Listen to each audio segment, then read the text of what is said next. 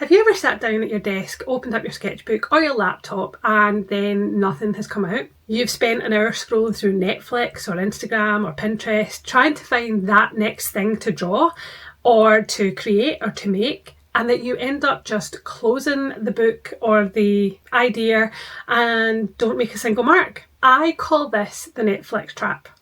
It's not just laziness, it's decision paralysis, and I have experienced this quite a lot. Often we get stuck because we aren't asking what do we actually love, what do we want to create. We're asking what do people want to see, or what should I be creating that people think I should be creating. And that question is really a stifler of creativity. I, for a long time, made art based on external demand, and at points still sometimes fall into that trap. And so that is why I wanted to talk about this subject around art from the heart today. I was guessing the market often when I was creating for Frame Your World, and I was creating on social media for likes and hope that I could please someone. It was really almost subconscious, and honestly, the work just felt incomplete. It felt like it lacked energy, it felt like a chore, and I was reminded of this recently because I started drawing a local landmark in West Oxfordshire, and when I got to the first draft, I didn't quite feel connected to it. I felt like it wasn't something that I enjoyed creating. It felt like a chore. I didn't like the colours and the colour palette, and that really led me to this point in this thought process.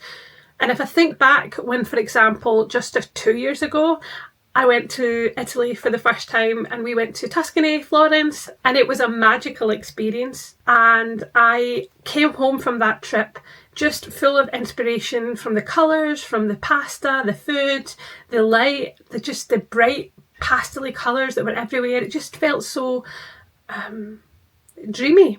And I came home from that trip and drew the Cathedral of San Marie del Fiori, and it was magical. It took me over 50 hours to complete, but I really enjoyed creating that piece. In fact, to this day, I still have the cathedral on my laptop. I've got it on my wall. I love popping it around places because it reminds me of that trip and of the colours and the feelings that I had when I was experiencing Italy for the first time.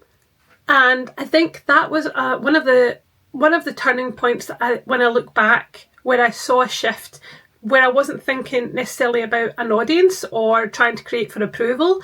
I was surrounded by these magical colours and memories, and I just wanted to capture that for me.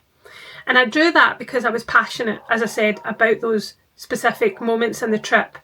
And it came naturally because, you know what, it came from the heart. And that's what I want to touch on today, talking about creating from the heart.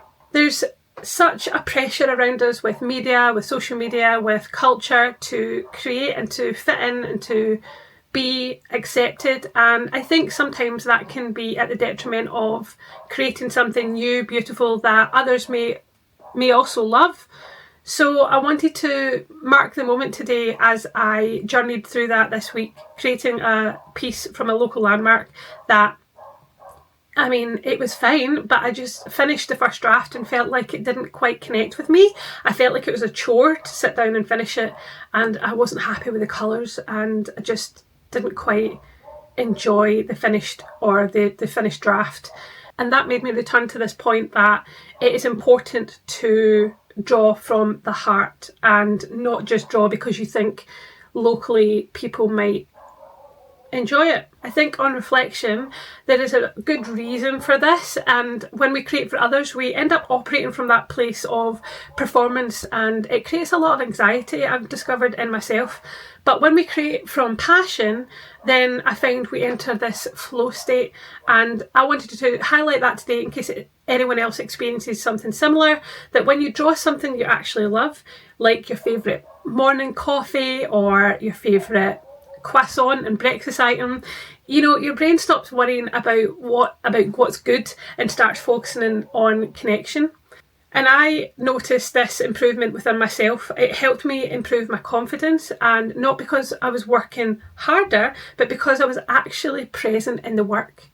just the other night I sat down to draw something and decided to draw a sea lion, and I'll be honest, as I was drawing that sea lion I didn't feel like it was very good. I thought I actually can't draw here, I've really lost the skill, and I was just not confident, not sure of what I was drawing, and I persevered and I didn't have a lot of time to work on it, so it was a few moments. But after that first draft, you know, it may not be complete, but it's definitely finished and it's good enough for now.